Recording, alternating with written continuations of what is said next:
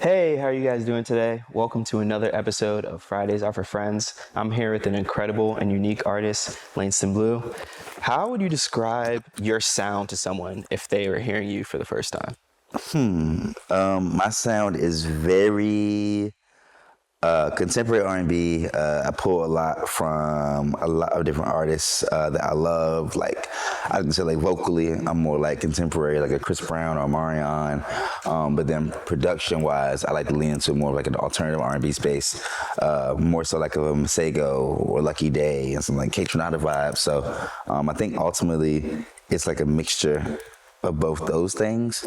The way I grew up singing, meeting the kind of music I like listening to. Yeah, that makes sense. And your style is like very unique and expressive, and it also comes out like in your fashion too. So how does your fashion, I guess, play a role into your overall artistic, being? Yeah, so for me, I love clothes. Like I love clothes, I love clothes, I love clothes.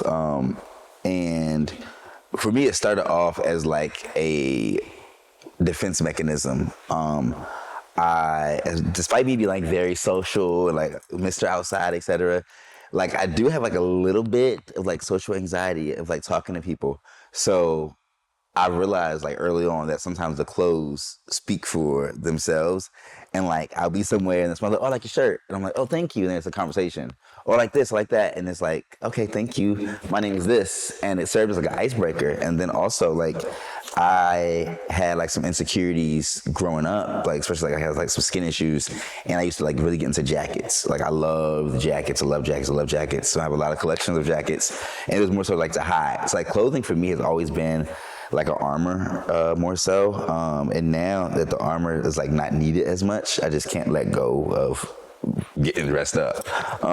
And I think like also musically, a lot of the artists that I love are like just very fly ass people, like Michael Jackson, Prince, Missy Elliott. They're very visual. Pharrell, like old Kanye. Like there's people that I love who like you might not hear them in my music, like per se, like, oh, that doesn't sound like a Pharrell song. Well, I like definitely it's Pharrell inspired, but like you might not hear some of my influences in my music, but you can see the influences through me, whether it's through lyrics or through fashion.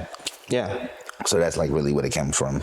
Yeah, that makes sense. And it's cool to see like how those creative influences turned you into the artist you are, but also when it comes to like, where you lived, like DC, Tennessee, and now Atlanta, how did those, I guess, shape you, your sound, and just your artistic being? So I think what's cool is that like all the cities that I've lived in have like a very distinct musical identity. I grew up in DC, home of go-go, like shout out to Chuck Brown, like A. Marie. There's certain production that you hear that is a very DC. DC is also like not far from Virginia. My parents are from Virginia, and Virginia is for lovers, but Virginia is also where I think some of the most talented people come from. Pharrell, Timbaland, Missy, Teddy Riley came in there to start. Like Virginia is just a really great place. So for me, like the percussion and the groove, etc., is what I think I got from DC. I went to Duke Ellington School of the Arts while I was there for classical music, so I sang opera for a little bit. Then I moved to Tennessee, outskirts of Nashville. I went to Middle Tennessee State University, True Blue, and I went there. And the difference is like there, Nashville is considered the music city, and it's not because of country music; it's because of the Jubilee Singers. It's a very like black reason of why Nashville is called Music City, and there's a heavy focus on the lyric and storytelling and songwriting. So I think like when you have DC, it's like there's this the heavy and the percussion, the production, etc., the groove, the feeling. I get to Nashville and it's the words, it's the melody, the song, the structure. Like you'll be in a Nashville session and you'll be in a session like working for like one whole hour trying to get the perfect line, like the perfect line.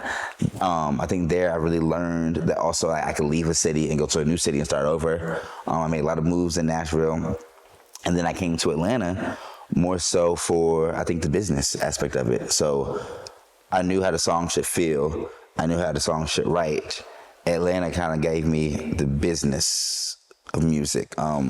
This is a huge like mecca for urban music, for R&B, for hip hop, for gospel. There's so many things that exist in Atlanta, and I think here I was able to take all the things I learned musically and put them on display and like in real action. Like, so I think Atlanta has really good for me. It's made me grow as an artist. Like, it made me grow as like a person who's confident, make me grow as an individual.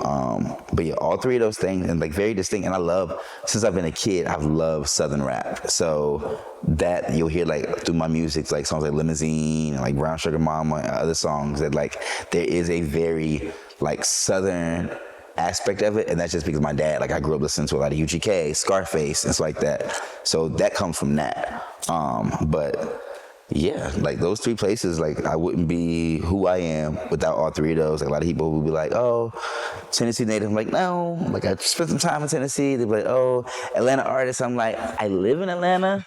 I feel like I've done like my deed of like being in Atlanta. Like people are like, oh, you didn't grow here, you flew here. Like I'm like, yeah, like I flew here. But I love Atlanta. But like ultimately I'm from DC. But I wear Atlanta on my back because I love this city so much. But yeah, and I hope you can hear some Atlanta in the music too. For sure. And like when you talk, it seems like you know exactly where your influences come from, like to the detail. You seem like just very detail oriented. So yeah. I'm interested then to like know what are the little details that goes into your creative process specifically for like that. So like I think of a lot of things like conceptually, like I'm big on concepts. I'm big on like doing things with intention. So like even this jacket. Saw this jacket online, love the jacket. And I was like, if I buy this jacket, it has to be used for something. Like something musical, I have to use the jacket. And I had this beat, and I came with the song Swerve that Deontay Hitchcock and me have together. And the song was inspired by the jacket. Like, I was like, I want to wear this jacket for something.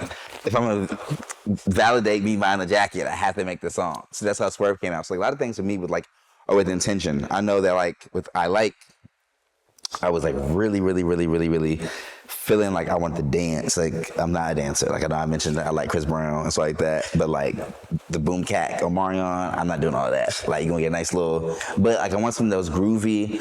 And I wanted something that like had a New Orleans bounce sample in it. And I was getting ready to go to Essence Fest. And I was like, I want something that makes you feel like I'm at Essence Fest. Like I want something that makes you feel good. And that's how that came about. So for me, like I'm always like thinking about like what I want something for, like what kind of box I want this to check. Even like when I started thinking of like the project Love is a Luxury, it came from me having a song called Luxury. And I really liked the song. And then I started thinking about like, what does luxury mean? And like for me, like I'm not interested really in being like in love, but like I love that like the idea that love is so expensive or something that everybody chases, it is a luxury. And then that's kind of like when my brand has like transitioned. And then we have the Lux Lounge. I do like the cocktail stuff online, like Luxury in a Glass. And it's kind of, I'm really also like into the world of world building, you know what I mean? So like if I'm gonna like create this like luxury identity, I want everything to feel like that. So I started carrying around a Louis Vuitton briefcase. I started just appearing larger than life, and then the music I feel like started reflecting that. Yeah, that's dope. Because one of my favorite artists, Tyler the Creator, he also does incredible world building. Yes, and that's like really like I've had this Louis Vuitton briefcase for a while, and I always was like, you should bring this out. You should bring this out. I was like, oh, that's too much. Like, don't do that to them people. Like, you don't need to do all that. And call me when you get lost. Then I'm like, actually, he's doing it. Mm-hmm. Like, let me go ahead and dust this off and bring this out. If you could create a music festival lineup with just 3 artists, living or not, who's on your bill? Irma Gerd. Damn, when I read that question. Okay. I'm not performing, right? No. Okay. I'm like a host and like a guest that's gonna come out like during that thing. Yep. Okay.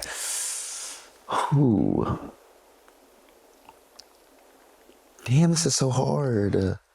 You said you're influenced by Mike. Will you be in there? MJ?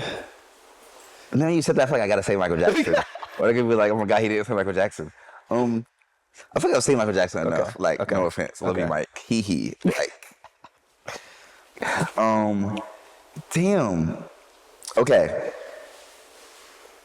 And I want things to go in a good vibe together. Okay. You know, they be like on Instagram, TikTok, I'm gonna go this. Yeah. I'm gonna go. Damn. Who I'm gonna go? Okay, let's start with somebody dead first. Okay. Who we resident? Who we bringing back from the dead? Let's say Prince. Okay, I got it. Okay. We're doing Prince. Okay. Dawn Richard. Do you know who that is? No. Okay, Dawn Richard. She was in Danny Kane.